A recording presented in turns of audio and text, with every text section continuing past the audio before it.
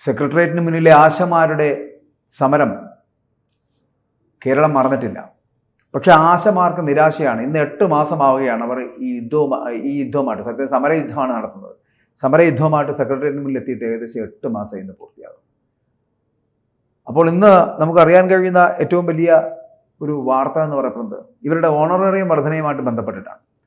Honorarium വർധന എന്ന് പറയപ്പെടുമ്പോൾ ഇപ്പോൾ വർദ്ധിപ്പിച്ചിരിക്കുന്നത് 10 വർഷത്തിലധികം സേവനം ചെയ്തിട്ടുള്ളവർക്ക് 1500 രൂപ വർദ്ധിപ്പിച്ചു കൊടുക്കും.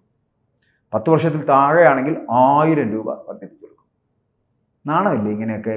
ഈ ഒരു ഇത്രയും മാസമായിട്ട് ഈ സ്ത്രീകൾ അശരണരായിട്ടുള്ള അവർ അവിടെ കിടന്ന് ഇത്രയും സമരം ചെയ്തിട്ടും ഇങ്ങനെയാണ് ഒരു സർക്കാർ സ്വീകരിക്കേണ്ട നടപടി. പലപ്പോഴും ഇപ്പോൾ പറയുന്ന സംഭവം ഖജനാവ് കാലിയായതുകൊണ്ടും അതുമായിട്ട് ബന്ധപ്പെട്ട് വരുന്ന വിഷയങ്ങൾ സാമ്പത്തിക സ്ഥിതി മോശമായതുകൊണ്ടും കാലാകാലം ഘട്ടം ഘട്ടമായിട്ട് നമുക്കിതിൻ്റെ വർധന ഉണ്ടാക്കാമെന്ന് പറയുന്നത്.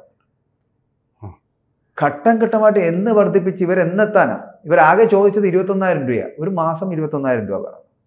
അവർക്കിപ്പോൾ ലഭിച്ചുകൊണ്ടിരിക്കുന്നത് ആകെ 7,000 രൂപയാണ്.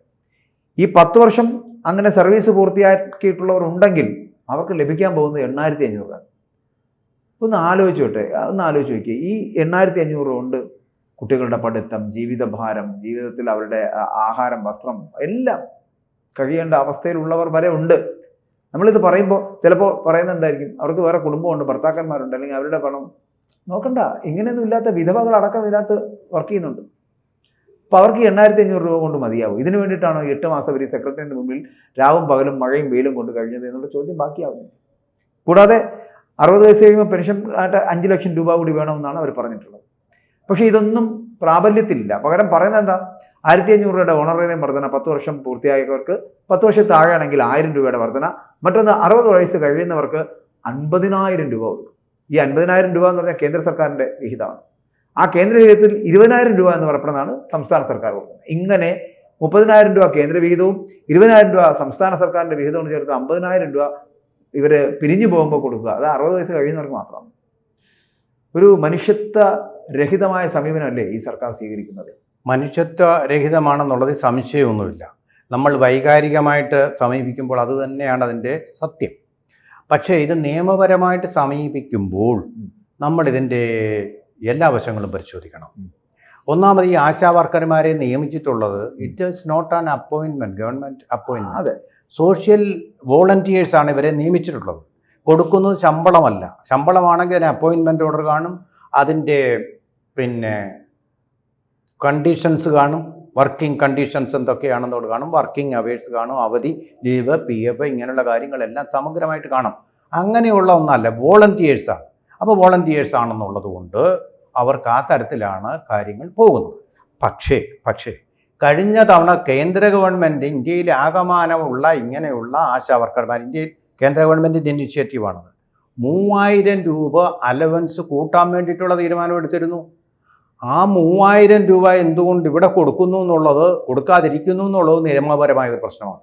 3,000 രൂപ വർദ്ധിപ്പിക്കുക എന്ന് പറഞ്ഞാൽ 11,000 രൂപ.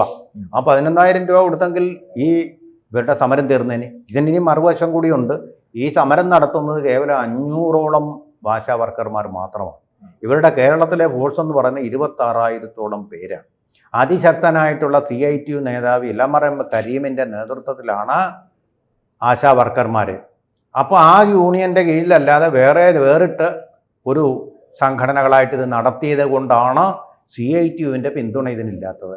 CITUവിൻ്റെ പിന്തുണ ഇതിനുണ്ടായിരുന്നെങ്കിൽ ഉടനടി തീർപ്പായിട്ട് കേന്ദ്ര ഗവൺമെൻറ് കൊടുത്ത 3,000 രൂപയെങ്കിലും ഇത് കിട്ടും. പിന്നെ ഗോവൻ ഒരു കാര്യം കൂടെ മനസ്സിലാക്കണം.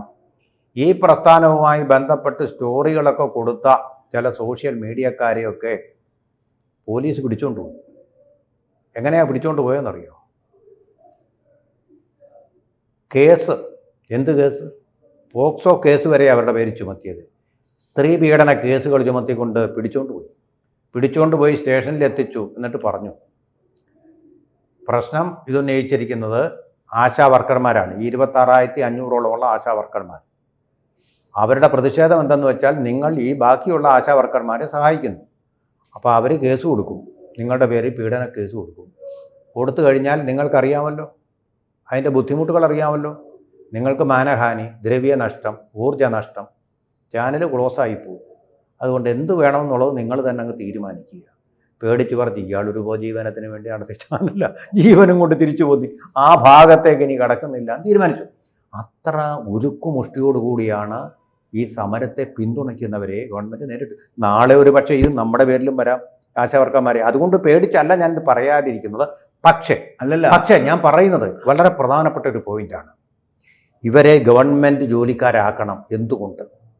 ഇപ്പോഴത്തെ ആവശ്യം അവർ ഗവൺമെൻറ് പോസ്റ്റാക്കി മാറ്റണം. എന്തുകൊണ്ട്?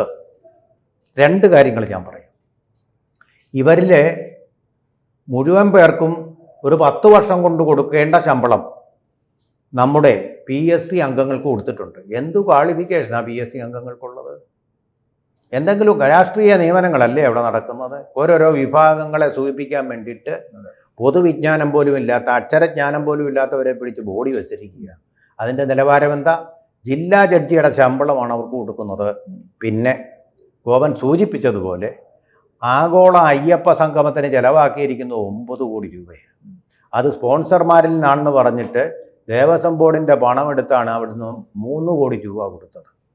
3 കോടി കൊടുത്തത് ഊരാളുങ്കൽ കോഓപ്പറേറ്റീവ് സൊസൈറ്റിയുടെ ഇവൻറ്റ് മാനേജ്മെൻറ്റിനാണ്. അത് ചോദിച്ചപ്പോൾ PS പ്രശാന്ത് പറഞ്ഞാൽ അത് ഞങ്ങൾ അഡ്വാൻസ് കൊടുത്താണ്. നാണമില്ലേ? സ്പോൺസർ ഉള്ളപ്പോൾ സ്പോൺസറല്ലേ പണം തരേണ്ടത്? നിങ്ങൾ സ്പോൺസറോട് പറയണ്ടേ അഡ്വാൻസായിട്ട് പണം തരണമെന്ന്? ഇത് കഴിഞ്ഞിട്ട് ഞാൻ ദേവസ്വം ബോർഡിൽ നിന്ന് എടുക്കുമെന്നുള്ള കോടതി നിങ്ങൾ പറഞ്ഞിട്ടുണ്ടോ? കള്ളനാണ് നമ്മുടെ ദേവസ്വം ബോർഡ് പ്രസിഡന്റ്. ഇതിന് തിരിച്ചു കിട്ടുമെന്ന് സ്പോൺസർ ചെയ്യാമെന്ന് പറഞ്ഞവർ തിരിച്ചു വരുമെന്ന് എന്തെങ്കിലും പരിപാടി ഗവൺമെൻറ് പോയി പണി നോക്കാൻ പറയും. അത്രയേ ഉള്ളൂ.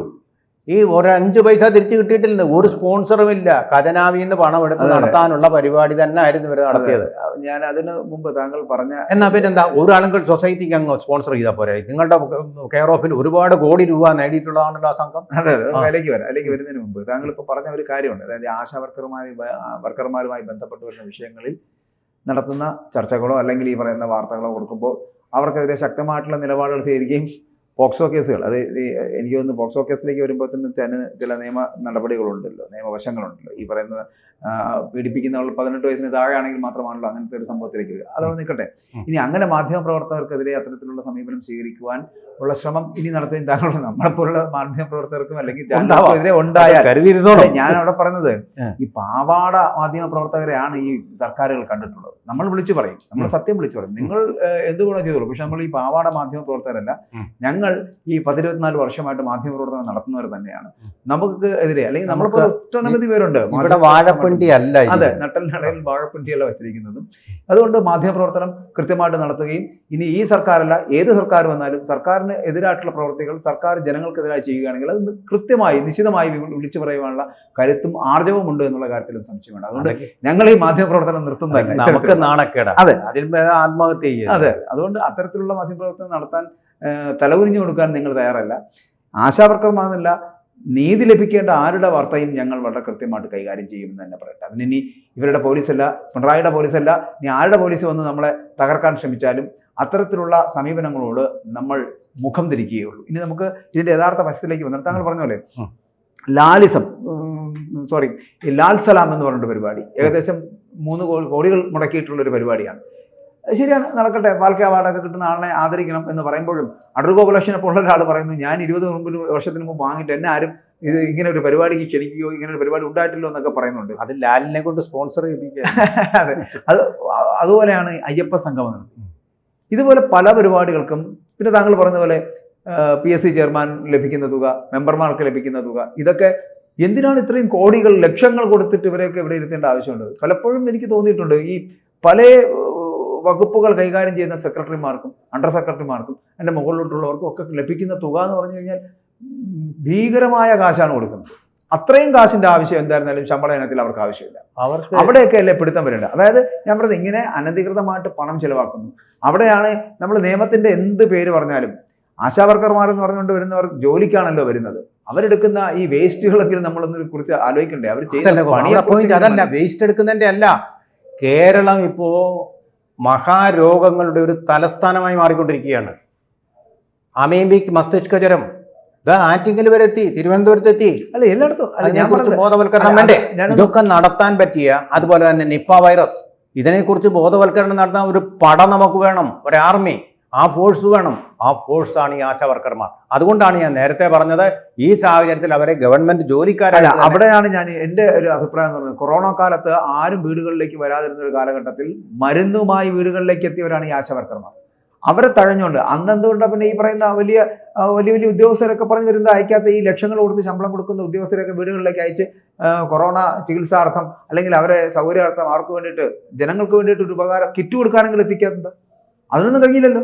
അതിനൊക്കെ ഈ ആശാവർക്കർമാർ വേണ്ടി വന്നില്ലേ? അപ്പോൾ അതിനുവേണ്ടി ആശാവർക്കർമാരെ ഉപയോഗിച്ചിട്ട് അവർക്ക് വെറുതെ തുച്ഛമായിട്ടുള്ള പൈസയും കൊടുത്തിട്ട് അത് ശമ്പളം എന്ത് തന്നെ ആയിക്കോട്ടെ ഓണറേറിയം പറയും. ഇവിടെയുള്ള പല ഞാൻ പറയട്ടെ, ഈ നമ്മുടെ സർക്കാരിൻ്റെ കീഴിൽ വരുന്ന പല സ്ഥാപനങ്ങളുണ്ട്, ഡിപ്പാർട്ട്മെൻറ്റുണ്ട്, ഡയറക്ടർ ബോർഡുണ്ട്, പല സംവിധാനങ്ങളുണ്ട്. അതിനകത്തൊക്കെ ചില സെക്രട്ടറിമാരായിട്ടിരിക്കുന്നവരും അല്ലെങ്കിൽ അതുമായിട്ട് ബന്ധപ്പെട്ട് ഇരിക്കുന്നവർക്കെല്ലാം ഓണറേറിയം അല്ല കൊടുക്കുന്നത്. എത്ര രൂപയാണ് അവർക്കെല്ലാം ഓണറേറിയം കൊടുക്കുന്നതെന്ന് ചിന്തിച്ചാൽ മതി.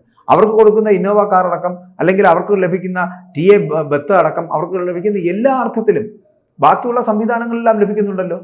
ഇവിടെ ഒരാൾ കോന്തൻ കൊല്ലത്ത് പോയാലും അങ്ങ് ഇവിടുത്തെ പ്രതിനിധിയായിട്ട് ഇടതുമുന്നണിയുടെ LDFിൻ്റെ പ്രതിനിധിയായിട്ട് അങ്ങ് KV തോമസ് എന്ന് പറയുന്ന ഡൽഹിയിൽ ഇപ്പോണ്ടല്ലോ, എത്ര ലക്ഷം രൂപയാണ് ഓണറേറിയം വാങ്ങിക്കുന്നത്.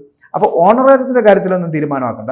ഇവർക്ക് കൊടുക്കാൻ അവർ ചോദിക്കുന്ന തുച്ഛമായ പൈസയാണ് 21,000 രൂപ. ഇത് കൊടുത്തില്ലെങ്കിലും അതിനോടൊപ്പം നിൽക്കുന്ന പണമെങ്കിലും കൊടുക്കേണ്ടതല്ലേ? അല്ലാതെ ഇവിടെ കോടികൾ പൊടിക്കുകയും ബാക്കിയുള്ളതിന് അനധികൃതമായിട്ട് ചെലവഴിക്കുകയും ചെയ്തിട്ടും ഈ പാവപ്പെട്ട ആശാവർക്കർമാരെ കാണാതെ എന്ത് നിയമത്തിൻ്റെ പേര് പറഞ്ഞാലും അത് ശരിയാണോ? തീർച്ചയായിട്ടും വളരെ പ്രസക്തമായ ചോദ്യങ്ങളാണ്. ഗവൺമെൻറ് പാവപ്പെട്ടവൻ്റെ സർക്കാർ, തൊഴിലാളി വർഗത്തിൻ്റെ സർക്കാർ എന്നൊക്കെയാണല്ലോ പറയുന്നത്.